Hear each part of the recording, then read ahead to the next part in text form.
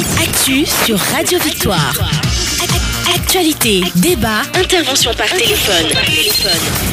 C'est tous les jours à partir de 7h. Sur la fréquence magique, la 96.3 FM. Audi Actu. Audi Actu, vous y êtes et nous y sommes. Alors, madame, monsieur, ce matin, notre invité, il nous vient du parti politique, le Bloc d'Action pour le Changement, BAC. C'est le président national de cette formation politique. Il s'agit de monsieur Thomas Kokou Nousoukwe. Alors, monsieur Thomas Kokou Nousoukwe, encore une fois, bonjour. Bonjour, Joachim Agbetim. Le Togo se prépare inlassablement pour les élections locales. Que ce soit les partis politiques, les organisations de la société civile ou les partenaires techniques et financiers du Togo, tous s'activent pour la tenue de cette élection dont la dernière remonte à il y a 32 ans au Togo. Mais une question reste posée. Y aura-t-il un nouveau recensement électoral afin de donner la chance aux militants de l'opposition et à ceux qui ne s'étaient pas fait enregistrer au dernier trimestre de 2018? Or, selon la loi, aucune révision de la liste électorale ne peut être faite si la prochaine élection intervient moins d'une année. Mais à cette question, le ministre Payadoa Boukessi de l'administration territoriale, de la décentralisation et des collectivités locales, dans une interview accordée à nos confrères du quotidien national Togo Presse, indique qu'une révision des listes électorales à l'occasion des locales est envisagée. Pour lui, cette décision fait suite à des concertations avec les acteurs politiques ainsi que des instructions reçues de l'autorité suprême. Le ministre Boukessi poursuit et dit, avec le nombre de kits que nous disposons, on sait combien nous enrôlons par jour, donc 3 jours seront suffisants pour cette opération. Il ajoute que néanmoins, s'il y a des difficultés parce que c'est une histoire de machine, nous aviserons. Ce sont des doléances auxquelles le chef de l'État a apporté des réponses appropriées. Alors, les élections locales, si elles se tiennent cette année 2019, madame, monsieur, il faut le préciser, c'est pour faire de la décentralisation une réalité au Togo. Mais dans cette atmosphère, l'opposition togolaise, notamment les partis membres de la coalition des 14 partis de l'opposition, sont profondément divisés avec des calculs partisans amplifiés par de conflits de leadership. Or, ces partis seront appelés à positionner leurs militants dans les différentes communes afin que ceux-ci soient élus. S'ils sont divisés et qu'ils sont élus, qu'adviendrait-il pour le décollage ou le développement local? C'est la question qui nous amène donc à recevoir pour vous ce matin M. Thomas Kokou Nousoukwe. Alors, M. Thomas Kokou Nousoukwe, avant de revenir amplement sur le thème général, vous suivez l'actualité dans le pays, mais dans un premier temps, le Bloc d'Action pour le Changement, on ne le sent plus tellement sur le terrain. À quoi cela est dû? Merci, Joachim Agbetim, pour l'occasion que vous venez de nous offrir. Et je dirais d'entrée de jeu que le Bloc d'Action pour le Changement, notre formation politique, se porte à merveille. Et il faut reconnaître que nous sommes, cette formation politique depuis des années a vulgarisé la prophétie sur le Togo. Et vous n'êtes pas sans savoir également que tout récemment, notre formation politique a fait acte de candidature pour ce qui concerne la CENI. Oui. J'avoue ici que le Togo traverse une période difficile, puisque nous avons des élections locales et des élections présidentielles en vue. Alors, il est de notre devoir en tant que formation politique de reprendre les activités proprement dites afin d'amener les Togolaises et Togolais à savoir que 2020, il y aura coûte que coûte l'alternance et le changement. Alors, nous ne devons pas rester chez nous. Et c'est pour cela que nous avons saisi cette occasion pour être en face de la nation pour faire comprendre aux Togolaises et Togolais que c'est maintenant que la lutte a commencé. Alors là, il revient à chacun de faire sa part. Notre formation politique, le Bloc d'action pour le changement, fait toujours sa part. En quoi faisant concrètement? En sensibilisant la population, en les conscientisant sur les démarches, les procédures à suivre pour arriver à l'alternance et au changement, toujours de façon pacifique. Toujours de façon pacifique. Vous avez dit tout à l'heure que vous aviez fait, le Bloc d'action a eu à faire acte de candidature pour être élu à la CENI, mais votre lobbying ou bien votre plaidoyer n'a pas marché. À quoi cela est dû? Pourquoi vous n'êtes pas élu à la CENI? Vous savez, au Togo, nous avons plusieurs formations politiques. Et nous savons très bien que pour les élections législatives du 20 décembre 2018, la C14 n'a pas participé. Et après ces élections, nous avons vu comment les choses se sont passées dans le pays. Et à un moment donné, on voyait que au sein de la C14, il y a certaines formations politiques qui sont contre la participation aux élections locales. Nous, en tant que formation politique jeune, nous nous sommes dit qu'il est de notre devoir, puisque nous savons très bien que nous étions les porteurs d'une prophétie qui parle de l'alternance en 2020, il est de notre devoir de tout faire pour prendre part à la CENI. Mais, chemin faisant, nous avons constaté que la date de dépôt des candidatures a été renouvelée 2 fois successives. Prorogée 2 fois, c'est ça? Voilà. Et nous nous sommes posé la question de savoir qu'est-ce qui s'était passé. Alors là, on nous a fait comprendre qu'on attend les partis politiques de la C14.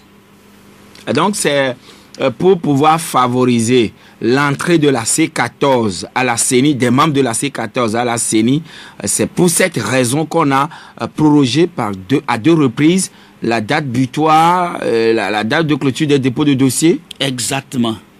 Exactement. Il s'agissait de cela.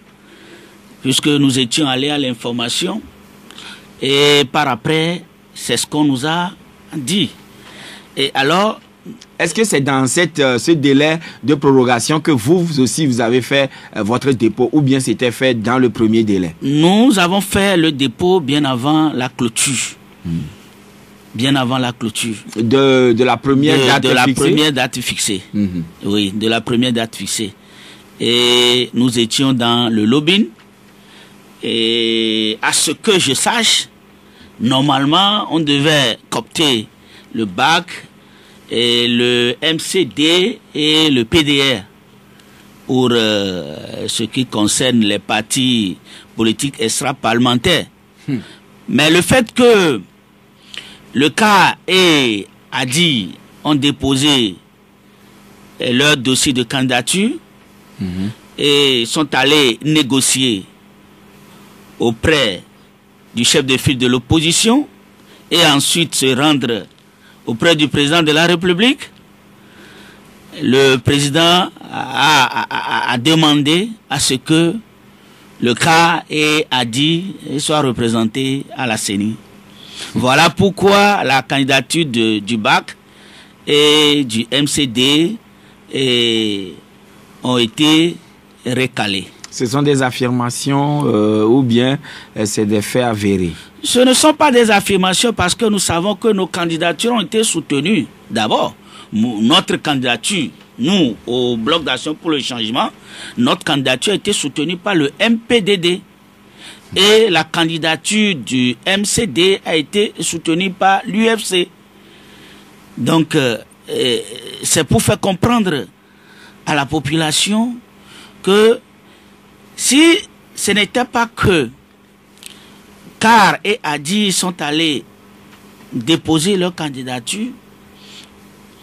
Peut-être aujourd'hui. Et ils ont fait des négociations avant que leur dossier ne passe. Oui, ils ont fait des négociations. Ils ont fait des négociations. Et ça a passé. Et c'est une bonne chose parce que nous voulons coûte que coûte que des partis membres de la C14 participent à l'organisation des élections en amont et en aval. Et vous regrettez de n'avoir pas été choisi? Non, nous n'avons pas regretté. Alors, M. Thomas Soupe, tout à l'heure, dans votre développement dès l'entame, vous aviez dit que vous vous attelez à sensibiliser, à conscientiser la population et de manière globale ou générale. Est-ce que les partis politiques de l'opposition assument pleinement ce rôle ou bien cette mission qui leur est dévolue par l'achat des partis politiques? Il faut reconnaître que faire la politique au Togo, c'est une chose qui n'est pas aisée. Et quand on parle de politique, il faut les moyens. Et nous savons très bien que nos formations politiques de l'opposition n'ont pas les moyens adéquats pour ce qui concerne ce travail d'utilité publique. Il faut reconnaître que ce que nous sommes en train de faire en tant que parti politique rentre dans le cadre d'une activité d'utilité publique. Et nous devons être accompagnés par le gouvernement. Malheureusement, ce n'est pas le cas. Le gouvernement doit vous donner les moyens pour que vous puissiez le combattre à travers, puisque souvent c'est la majorité qui est au pouvoir. Vous savez, quand on parle de combat en politique, ce n'est pas la guerre. C'est un combat d'idées. Et il faut reconnaître que ceux qui sont là aujourd'hui, qui gouvernent ce pays, nous qui sommes dans l'opposition, nous disons qu'ils gouvernent mal. Ils doivent céder la place pour que d'autres personnes viennent. Et ils vous financent pour cet objectif. Ce n'est pas le parti au pouvoir qui finance. C'est le gouvernement qui finance les activités des partis politiques. Ailleurs, c'est ce qui se fait. C'est eux qui ont gagné, c'est eux qui gèrent. Ou bien qui exercent le pouvoir. Il faut faire la différence entre les choses. Oui. Il y a le gouvernement, il y a le parti au pouvoir, et l'ensemble est dans un régime. Mais ce que nous sommes en train de dire ici concerne le financement des activités des partis politiques.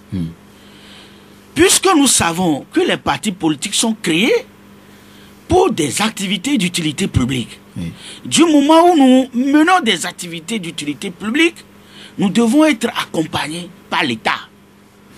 Voilà pourquoi nous disons que notre gouvernement doit savoir que ailleurs, c'est ce qui se fait.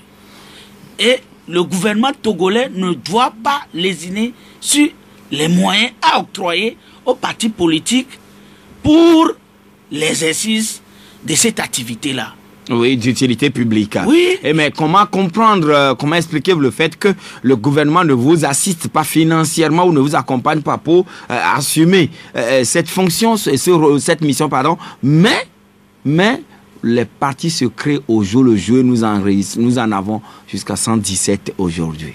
Oui, c'est une chose tout à fait normale si les partis politiques se créent de jour en jour.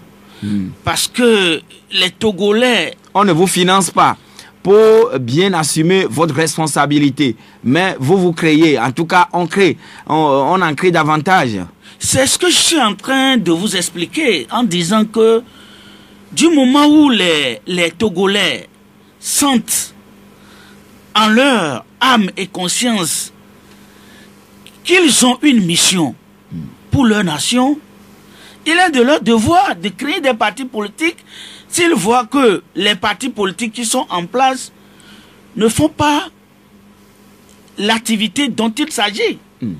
Et voilà pourquoi nous, au Bloc d'Action pour le Changement, nous avons fouillé et nous avons remarqué que le Togo est un pays atypique. Le Togo est une école.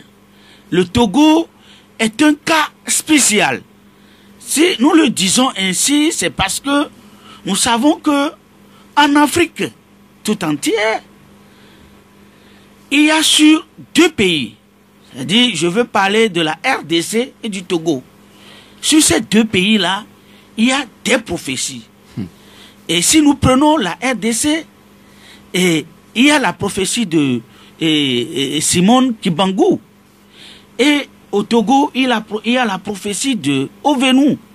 Et quand vous prenez les 2 pays, la RDC et le Togo, vous devez constater qu'il y a quelque chose qui se passe de façon similaire.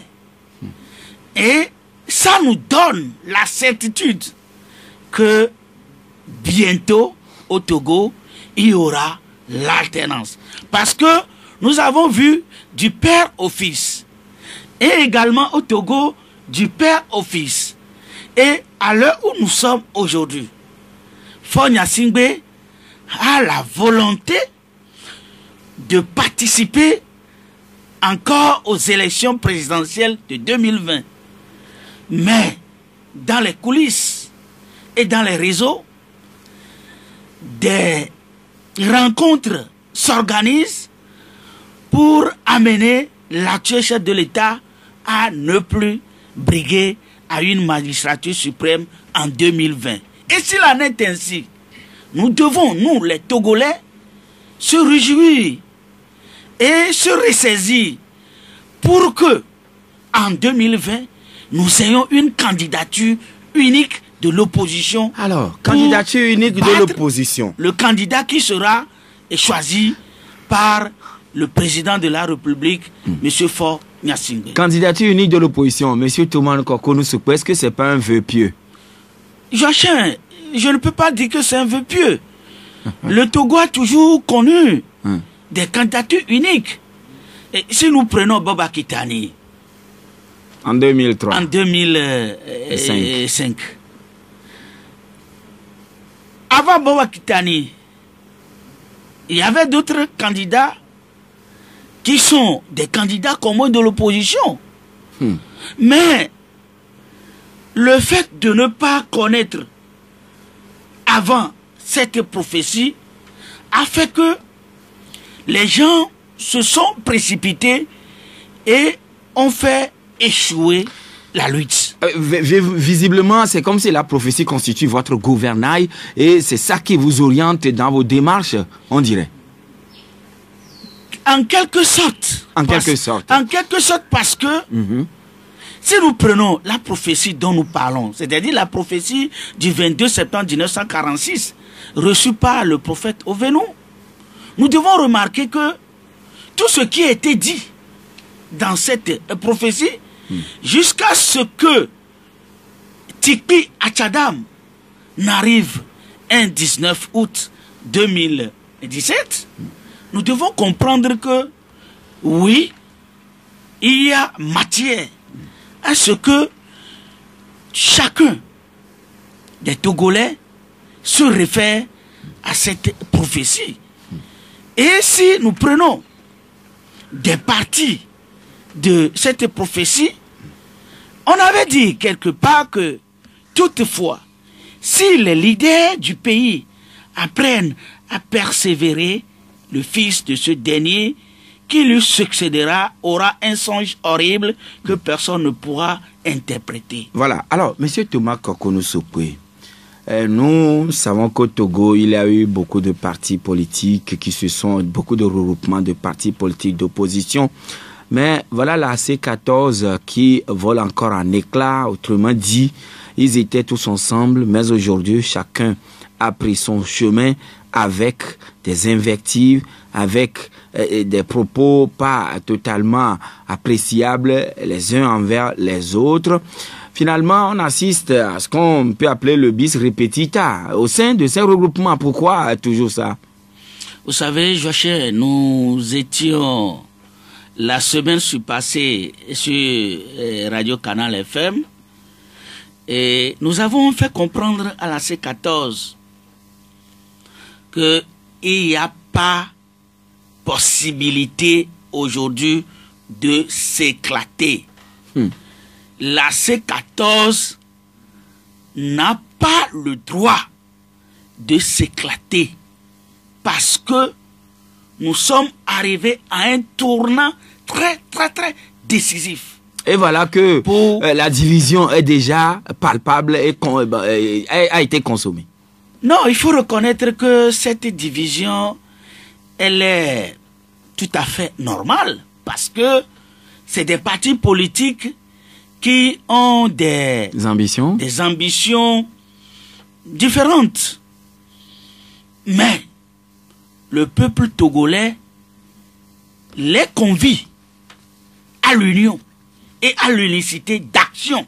Encore? Pour que 2020, on ait l'alternance et le changement dans ce pays. Et quel doit être le profil de ce candidat unique, cet oiseau rare dont vous parlez?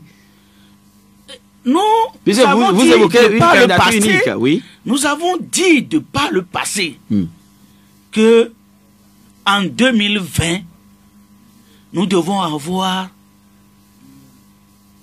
le choix de Dieu, qui est l'homme de Dieu. À nous, de l'opposition, de commencer par chercher à l'heure où nous sommes, qui est ce choix de Dieu, qui est l'homme de Dieu dont nous avons tant clamé. Depuis que nous avons commencé par parler de ça, les gens ont minimisé cela. Mais par après, vu le déroulement des événements dans le pays, les gens se sont revenus à l'évidence que à l'heure où nous sommes, c'est ce candidat commun, ce choix de Dieu qui est bon pour le Togo. Et quel est ce choix de Dieu? Les Togolais veulent le savoir. Et vous n'êtes pas sans savoir qu'à l'heure où nous sommes, des partis politiques de l'opposition parlent de Messie, de part et d'autre. Les gens disent, il ne faut pas voir en Bokar le Messie. Il ne faut pas voir en Pascal Bodjona le Messie. Il ne faut pas voir en telle personne le Messie. Mais les Togolais ont besoin aujourd'hui du Messie. Alors là, à nous d'aller chercher le Messie. Partout où nous devons passer pour connaître ce Messie, à nous de le faire. Nous, au Bloc d'Action pour le Changement, nous savons le Messie qu'il faut pour le Togo. Mais là où nous sommes aujourd'hui... De la plaisanterie ou bien vous êtes sérieux? Joachim, je n'ai jamais été plaisantin pour ce qui concerne la politique togolaise. Sinon, j'allais être arrêté depuis. Je n'ai jamais été plaisantin. Je suis toujours intègre. Par rapport à 2020, une candidature unique, un choix de Dieu, dites-vous, et vous avez déjà la connaissance donc de ce sésame. Joachim, je vous dis que la personne est sur le territoire togolais. Est-ce un acteur politique? Joachim, je vous dis que c'est un homme de Dieu. Le prophète Esaïe? Je ne dis pas que c'est prophète Esaïe. Mais je dis que c'est un homme de Dieu. Et nous connaissons la personne. Et dans les jours à venir, nous allons commencer par faire le travail qu'il faut pour que les partis politiques de l'opposition acceptent ce dernier, pour que nous tous nous alignons. Autrement dit, la personne n'est pas un acteur politique. Je vous dis, même si c'est un acteur politique, il faut que d'autres acteurs politiques s'alignent derrière lui. Est-ce que c'est le pasteur Bavon, Johannes? Je ne dis pas que c'est le pasteur Bavon, Johannes. Mais moi, je dis que la personne est sur le territoire togolais. D'accord. Et dans les jours à venir, nous allons commencer par faire le travail qu'il faut pour que tous les partis politiques de l'opposition s'alignent derrière cette personnalité de Dieu. Alors, monsieur Thomas Kokonou Soukwe, avant la présidentielle de 2020, il y aura dans notre pays les élections locales, dont la dernière remonte à 1987, il y a 32 ans. Alors, Les élections locales, le ministre s'est prononcé auprès de a accordé une interview à nos confrères de Togo Presse, le quotidien national, et il a dit il y aura 3 jours supplémentaires, disons 3 jours pour une révision des listes électorales. Oui, Joachim, je crois que c'est une bonne chose. C'est une grande décision prise par le chef de l'État. Et vous n'êtes pas sans savoir qu'entre-temps, il y a une délégation de la C14 qui est allée rencontrer le chef de l'État, M. Faure Gnassingbé. C'était le 20 mars dernier. Oui. Pour ce qui concerne l'organisation des élections à venir. Et en plus, la libération des détenus politiques. Et à l'issue de cette rencontre avec le chef de l'État, le ministre Payadouad Boukpessi a fait l'interview en question et a demandé à ce que la population se prépare pour ce qui concerne ce recensement-là, puisque vous n'êtes pas sans savoir qu'avant l'organisation des élections législatives du 20 décembre 2018, et la C14 a demandé à la population de ne pas aller se faire inscrire sur les listes électorales. Ils ont boycotté le recensement. Ils ont boycotté le recensement. Mais vu l'utilité des élections locales pour notre pays, comme je venais de le dire, une délégation est allée rencontrer le chef de l'État. Et après, le chef de l'État a accepté. Et je crois que dans les jours à venir, la CENI sera instruite pour ouvrir... en tout cas, elle va annoncer le chronogramme. La campagne d'enregistrement sur les listes électorales. Et je crois que...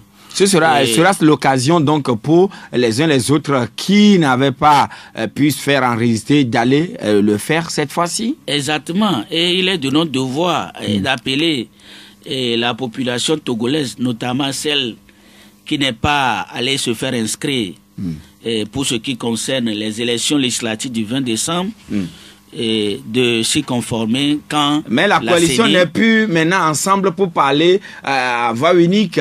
Voilà, ce serait des voix disparates ici et là. Vous pensez que ça pourra véritablement marcher? Oui, de façon visuelle, nous voyons que la coalition n'est plus ensemble. Mais de façon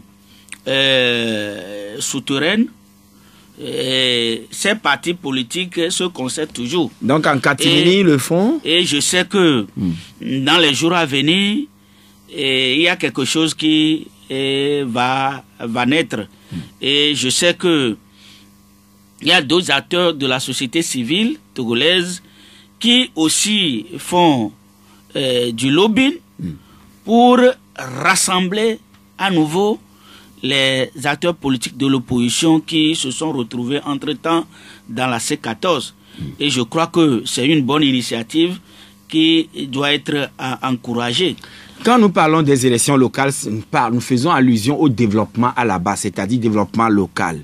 Mais ce sont les partis politiques qui, une fois créé un parti, bien sûr, c'est pour conquérir le pouvoir et l'exercer. Ça, c'est l'objectif premier.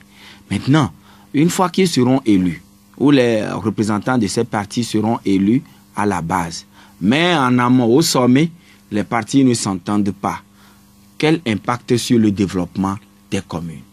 Oui, je dis que nous devons laisser de côté la désunion des partis politiques de l'opposition. Là où nous sommes aujourd'hui, c'est l'intérêt général qui nous préoccupe. Ce n'est pas l'intérêt partisan. Pour dire à des partis politiques qui s'entredéchirent entre eux de continuer toujours pas s'entredéchirer. Il est de notre devoir, en tant que formation politique, de se battre pour que les Togolais aient enfin la joie. Parce que il y a longtemps, la joie a manqué dans le cœur des Togolais. Et nous qui sommes... Même le sport qui unit les peuples et qui crée de la joie, le rendez-vous est aussi avorté. Oui, le rendez-vous est avorté. Et tout ça là est lié à la politique.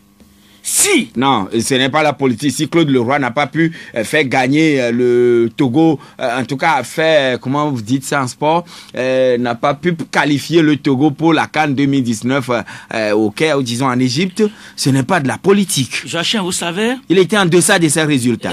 Claude Leroy a été recruté par Fogna Singbe. Bien. Mais Fogna Singbe n'a lié pieds et mains à ce monsieur. Est-ce qu'il revient à Fogna Singbe de recruter un coach?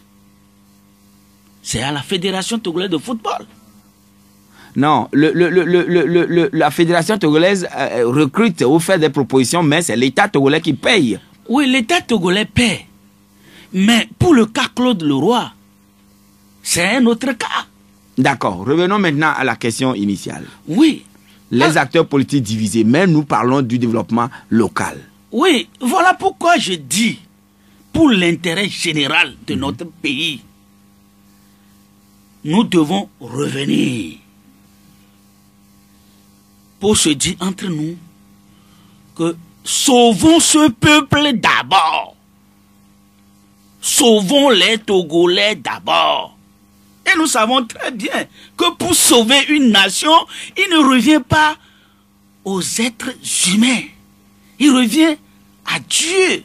Mais est-ce que nous, acteurs politiques, est-ce que on se confie souvent à Dieu? On parle, mais intérieurement, on ne se confie pas à Dieu. Donc, parce que si on il y a l'insincérité. Nous devons reconnaître aujourd'hui que cette désunion n'arrange pas la population togolaise. Alors, si cette désunion n'arrange pas la population togolaise, revenons tous dans la C14. Revenons tous dans la C14 et recommençons notre travail de sensibilisation pour que 2020, on ait la victoire. Et comment vont-ils faire fi de la guerre d'ego, la guerre de leadership? Voilà pourquoi je dis il faut laisser de côté tout ça là.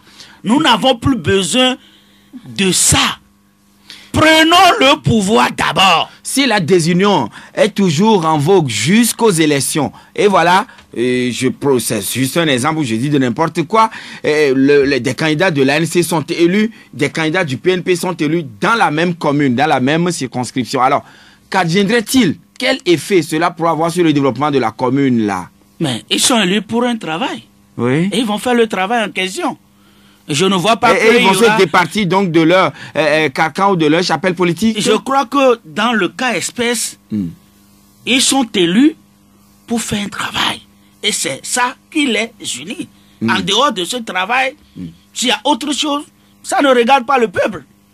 Mais le travail pour lequel ils sont élus, ils doivent le faire. Voilà pourquoi nous ne devons pas nous attarder sur la division de l'opposition. Disons que nous devons combattre la division de l'opposition partout où nous sommes aujourd'hui. Chacun doit essayer de mettre de côté la division qui fait du mal au peuple. Et quand est-ce que vous avez appelé M. Tchikwe Achadam ou bien ses militants, disons pas ses militants, mais ses collaborateurs directs pour essayer de leur faire comprendre cette situation? Quand est-ce que vous avez appelé Jean-Pierre Fabre pour lui dire, voilà la situation où Mme Adjamagbo? Joachim, je dirais d'entrée de jeu, pour répondre à cette question, que nous avons de bonnes relations. Et nous essayons de communiquer entre nous. Et à l'heure où nous sommes, pour ce qui concerne la manifestation du 13 avril, du côté du PNP, sur laquelle nous allons revenir tout à l'heure. Mais M. Thomas Nousoukwe, dans cette atmosphère, on annonce également le PND, le Plan National de Développement qui doit couvrir la période 2018-2022. Alors, la tour PND Tour a déjà démarré et le chef de l'État là a donné le ton. C'était le 5 avril dernier, mais quelle lecture en fait le BAC, Bloc d'action pour le changement, Vous allez me répondre, mais permettez que nous puissions servir aussi ceux qui font toujours confiance à Victoire FM. Audi Actu. Audi Actu, c'est du lundi au vendredi, de 7h à 8h20 sur Victoire FM. Sur Victoire FM. Victoire FM. Nous revenons en studio avec notre invité du jour, M. Thomas Kwaku Nsokwe, qui est le président national du Bloc d'action pour le changement. Le PND, lancé le 4 mars 2019 par le président de la République, fait aujourd'hui le tour du Togo à travers ce qu'on appelle le PND Tour, lancé par le chef de l'État, lui également, et c'était le 5 avril dernier, cette fois-ci à Tchévier. Alors, le PND lancé, mais dans un contexte d'augmentation des prix sur les produits de première nécessité, notamment le carburant très cher aujourd'hui,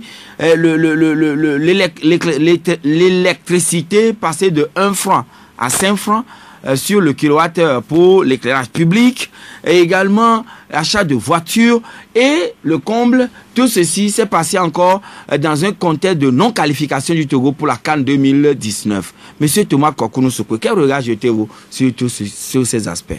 Merci. Pour ce qui concerne le PND, je peux quand même dire que c'est une bonne initiative, mais cette initiative est venue tardivement. J'aurais pu comprendre que le Togo a voulu copier certains pays de l'Afrique qui ont essayé ce projet-là, notamment le Sénégal. Ah oui, avec son plan de le plan de développement du Sénégal, PDS. Exactement. Mais il faut reconnaître que pour nous, là, c'est venu tardivement.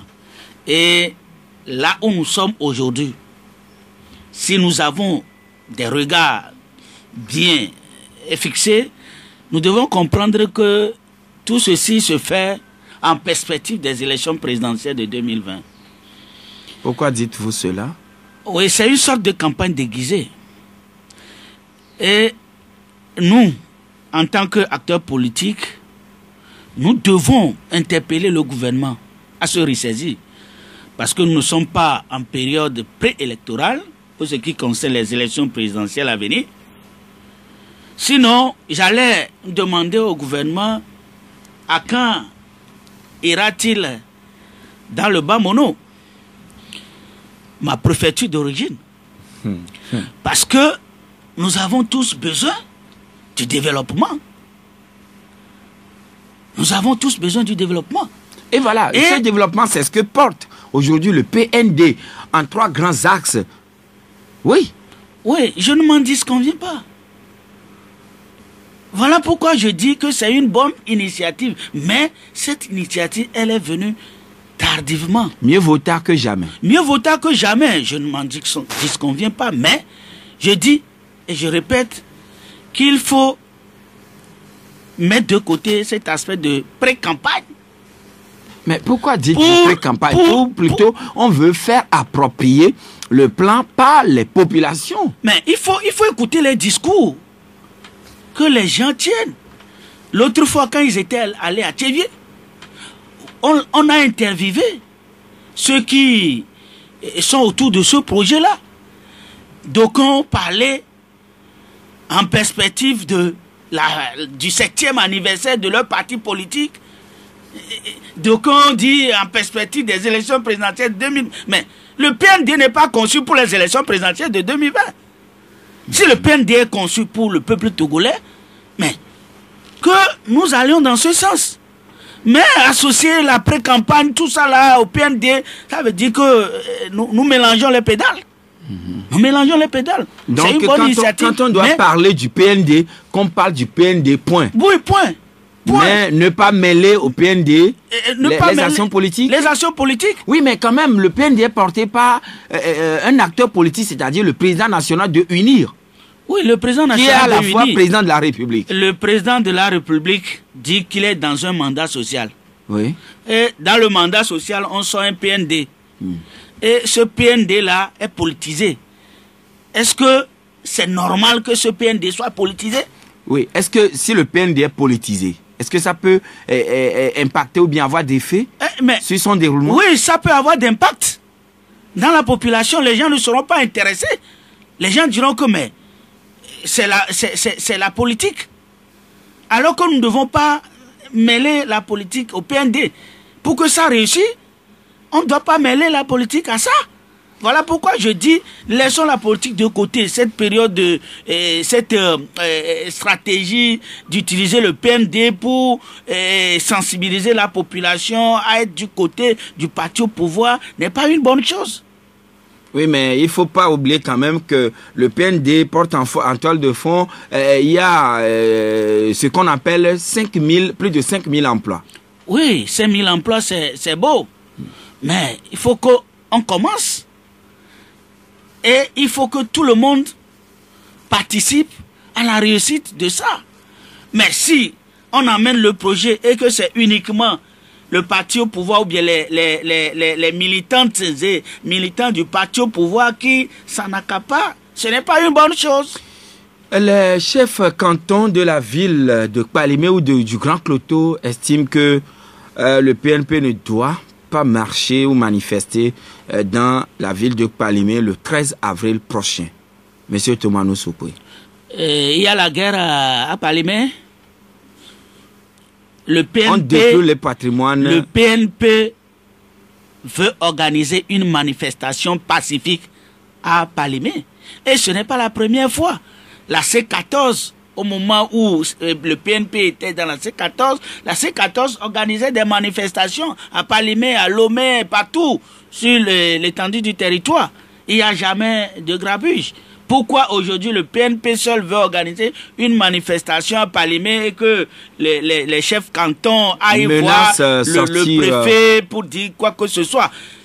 Et la prophétie, si je reviens toujours à la prophétie, nous devons coûte que coûte empêcher l'accomplissement de certaines parties de cette prophétie. Parce que on a dit que au venu le jour de ton voyage d'outre-mer n'est plus loin. Tu iras et reviendras bien avant que ne tournent 3 canons derrière toi. Les porteurs de foulards blancs détruiront le pays depuis le sous-sol jusqu'à la surface. On dit les porteurs de foulards blancs détruiront le pays depuis le sous-sol jusqu'à la surface.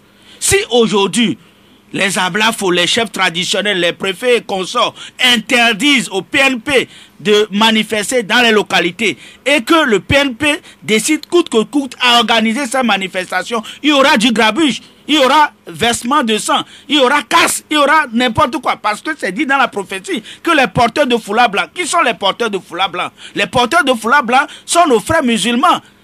Incarné par Tipi Achadam. On dit les porteurs de foulards blancs détruiront le pays depuis le sous-sol jusqu'à la surface. Qu'est-ce que nous devons faire pour que les porteurs de blancs ne détruisent pas le pays? Mais acceptons qu'ils marchent pacifiquement et encadrons-les. Un point trait. Mais pourquoi vous l'interdisez? Vous interdisez, ils vont marcher et il y aura casse, il y aura grabuge, il y aura... Et c'est pourquoi les chefs cantons menacent aussi de faire sortir les guerriers traditionnels, les abrafos. Ah oui, pour empêcher cela, il faut accepter que les gens marchent pacifiquement, que les forces de l'ordre les encadrent. C'est fini. Si on encadre la marche va aller à son point de chute. Un point trait.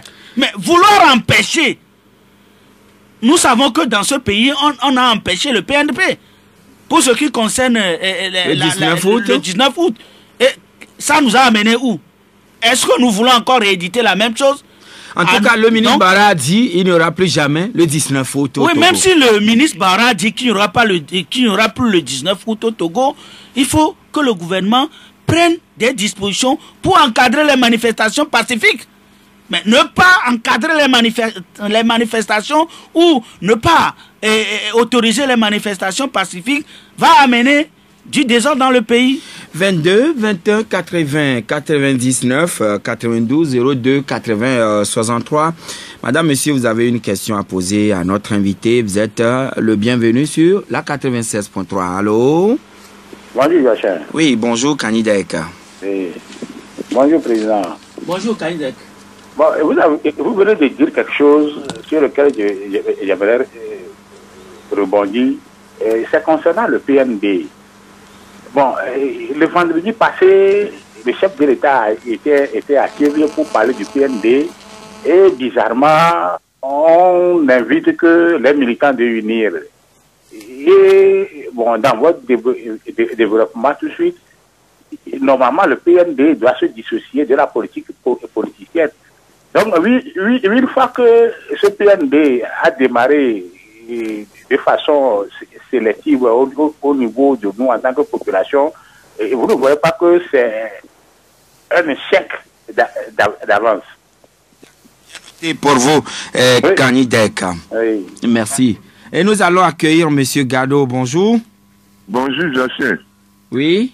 Bonjour à votre invité. Bon, problème de Abrafo là, ça fait un moment on n'a plus entendu ça. Est-ce qu'il n'y a pas une main noire qui manipule déjà là-bas comme le gouvernement par exemple?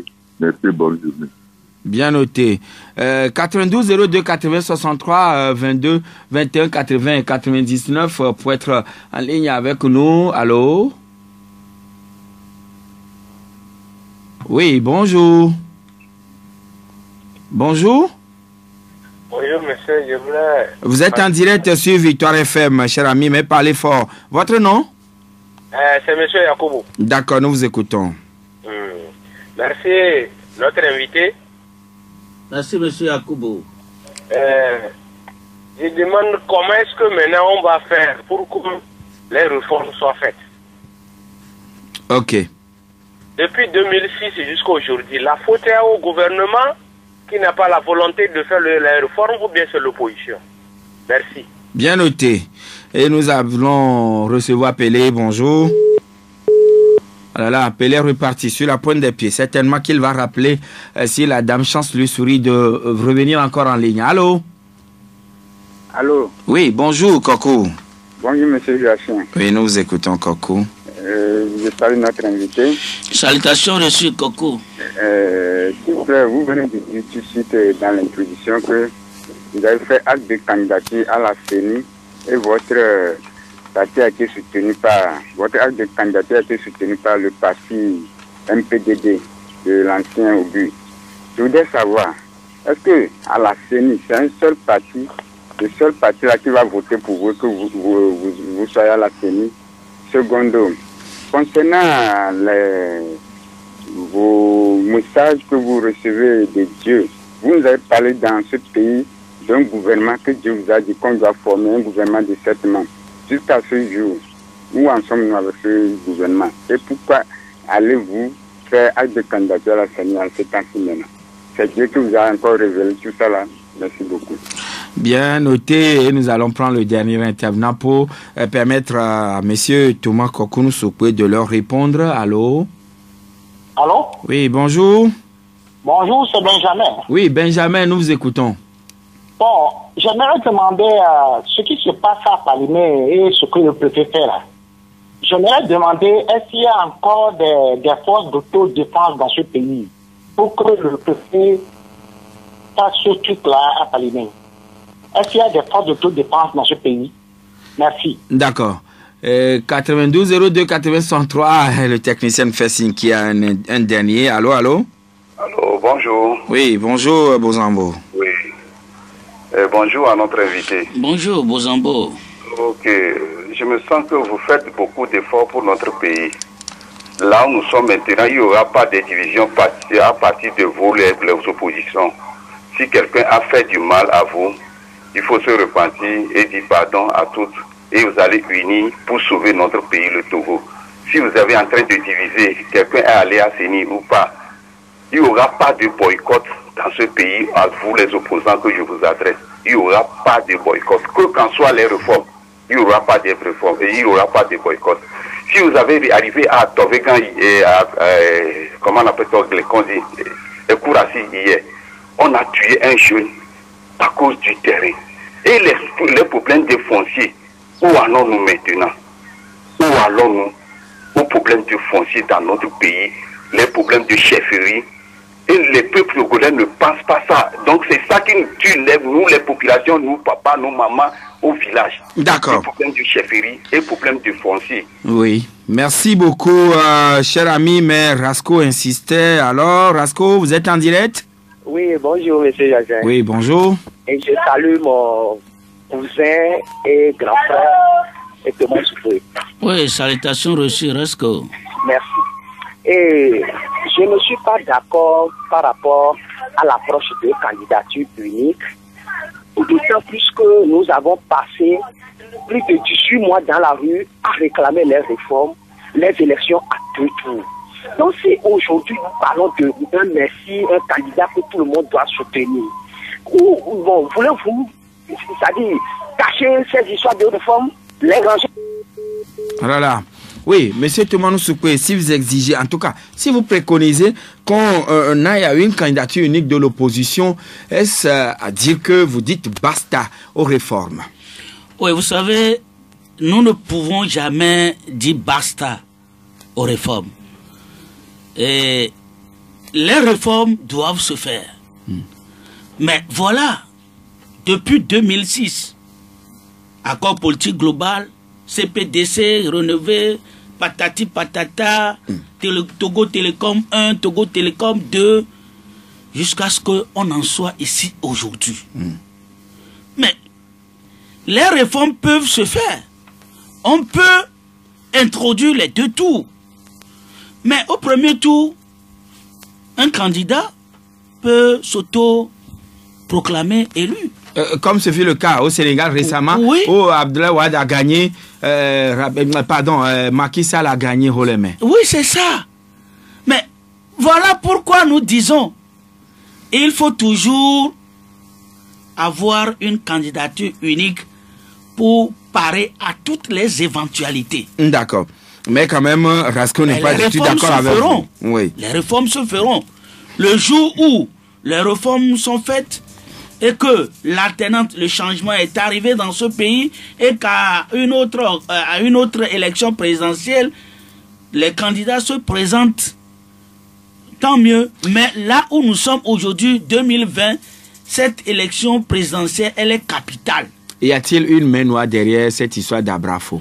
Oui, pour ce qui concerne cette histoire des Abrafo, nous devons quand même savoir raison garder. Oui. Parce que nous étions dans ce pays, beaucoup de choses se sont passées en mal.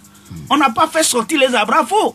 Mais pourquoi aujourd'hui, pour une manifestation pacifique, on dit les Abrafo vont sortir? Les Abrafo vont sortir pour tuer leurs frères. Mais les Abrafo sont là pour attaquer des gens qui viendront de l'extérieur. Les envahisseurs. Les envahisseurs. Ils sont là pour attaquer les envahisseurs. Mais pourquoi vouloir faire sortir les Abrafo pour aller attaquer leurs frères? Peut-être groupe d'autodéfense?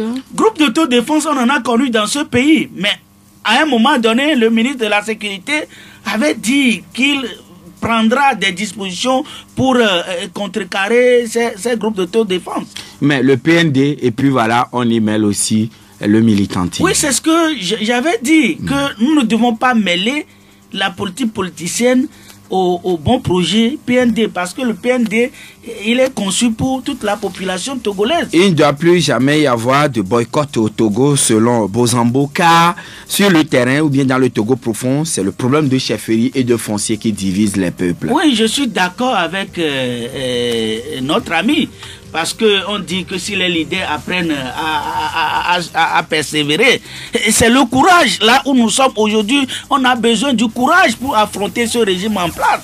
Parce que n'eût été ce courage-là, on ne fera rien. Ah oui, mais voilà, vous-même, vous avez été candidat pour la CENI. Pourquoi? Puisque la prophétie ne parlait pas de vous, mais vous-même, vous avez fait acte de candidature. Est-ce que c'est le MPDD seul qui allait vous voter? Joachim, je vais répondre dans ce sens en disant que pour ce qui concerne les partis et la représentation des partis extra-parlementaires à la CENI, il revient aux partis parlementaires de proposer. Maintenant, il y a 5 partis parlementaires, le NET, etc. Maintenant, la responsabilité a été confiée à M. Agbeme Kodjo de choisir un candidat voilà. de l'opposition. Et c'est comme ça qu'il nous a soutenu. Et le choix est porté sur le BAC. Ah, c'est la même chose qui s'était passée au niveau de l'UFC et le choix était porté sur le MCD. Voilà. Ah, mais nous, pourquoi nous voulons être à la CENI? Parce que nous étions cette formation politique qui dit qu'en 2020, il y aura un homme de Dieu. Nous devons être là pour proclamer cet homme de Dieu. Mais ce n'est pas tard. Nous continuerons pas à faire le travail qu'il faut pour que l'homme de Dieu qui doit nous sauver en 2020 soit installé et travaille pour toute la nation togolaise. Merci, M. Thomas Nosokwe, d'être passé dans Odiatu, ce deuxième rendez-vous de la semaine. Merci, Joachim Abeti. Et c'est fini. Voilà. Merci à vous tous qui nous avez prêté votre oreille attentive. N'oubliez pas, tout à l'heure, Jacob Ahama et Nessina Kogo vont vous retrouver pour le journal en EV. À 13h, nous serons là pour la deuxième édition du journal en français. À 18h, troisième rendez-vous. Merci à Haïti. Merci pour la coordination technique.